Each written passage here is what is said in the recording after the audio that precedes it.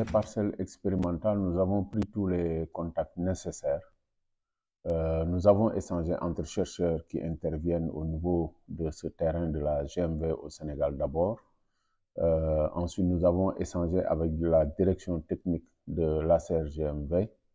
Les sites où nous voulons installer ces parcelles sont identifiés. Maintenant, nous avons besoin d'effectuer une mission d'exploration de terrain avec les services techniques de l'ACER GMV et quelques collègues aussi qui interviennent sur le projet de la Grande Muraille Verte dans le cadre de l'OHMI Tessékéré pour échanger avec les populations et confirmer notre ambition d'installer ces parcelles dans ces endroits.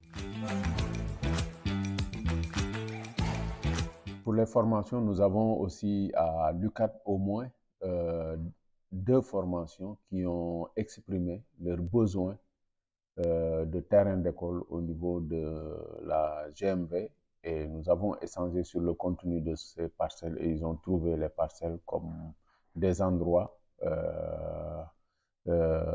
appropriés pour développer leurs activités dans le cadre des écoles de terrain.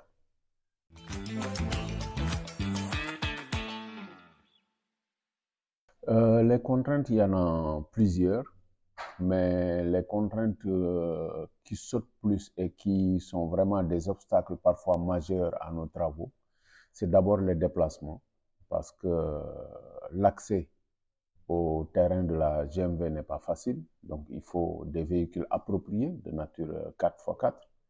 Et ça, par exemple, une fois, moi, j'ai eu à faire l'état de nos dépenses et 70% de nos ressources financières étaient dépensées sur le transport.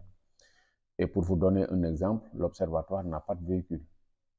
Chaque fois pour se déplacer, pour aller sur le terrain, soit nous louons des véhicules ou bien parfois aussi nous mettons à profit nos véhicules personnels. Bon, pour vous dire que ça, c'est un des obstacles. Ensuite, les conditions de séjour. C'est vrai que ça s'améliore d'année en année avec des appuis qui nous viennent du CNRS, des appuis qui nous viennent aussi de l'agence avec les bases de la GMV. Bon, avec les projets de développement, l'électricité, par exemple, qui est en train d'arriver au niveau de certains sites, mais il faut voir que vraiment, c'est des conditions de vie, qu'on peut dire, entre guillemets, primaires parfois.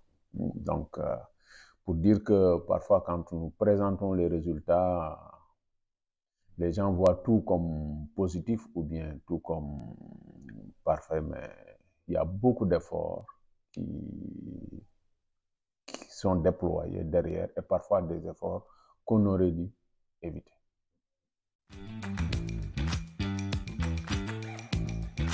L'enjeu que nous voyons là-dedans, c'est mettre la recherche au service du développement. Parce qu'effectivement, quand nous cherchons, c'est vrai, même s'il y a cet objectif d'avoir une promotion personnelle, mais cette recherche doit servir à nos sociétés. C'est pourquoi, au niveau de l'observatoire OHMI Tessékéré, nous sommes en plein sur la recherche-développement. C'est quoi? C'est les résultats de nos travaux doivent améliorer les conditions de vie des populations locales. Et c'est à ce niveau qu'on peut citer juste un exemple.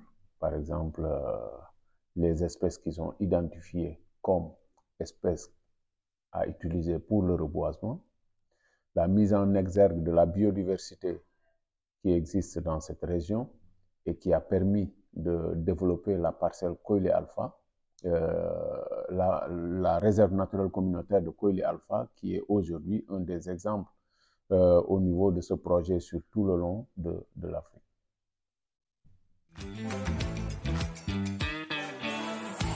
Chaque fois, nous organisons des ateliers de restitution des résultats de nos travaux de recherche et parfois, pendant ces ateliers aussi, nous invitons des investisseurs. Et là, on a vu, il y a beaucoup d'aspects qui peuvent être valorisés parce qu'une partie des études aussi porte sur les services écosystémiques. Ça, nous avons identifié beaucoup d'éléments. Là, tous les produits pratiquement qui proviennent des espèces végétales que nous avons dans cette zone, et on peut citer l'exemple des fruits de Balanites, tous ces produits peuvent être valorisés. Le lait qui est produit dans cette zone aussi, ça peut être valorisé. Les réserves animalières. Par exemple, nous avons identifié les espèces animales qui existaient, qui ont disparu, qui peuvent être utilisées dans le cadre de la réintroduction sur la biodiversité animale et la mise en place de réserves animalières. Et derrière, nous avons aussi la création d'emplois verts, pour dire que tous ces résultats donc, sont extrêmement utiles pour le développement et qu'on pouvait les valoriser dans le cadre de projets qui allaient effectivement bénéficier aux populations de ces localités. L'enjeu d'un article dans le journal Nature, c'est juste prendre en compte ce souci d'appropriation du projet que des personnes ressources nous ont conseillé parce qu'on s'est rendu compte qu'on fournit beaucoup d'efforts, on a produit beaucoup de résultats qui sont importants pour le développement, mais que la vulgarisation auprès des décideurs, auprès des communautés, n'est pas au top. Donc, on pense que donc un article pour relater tout cela dans Nature pourrait permettre d'avoir une bonne visibilité donc, de ces résultats au niveau scientifique.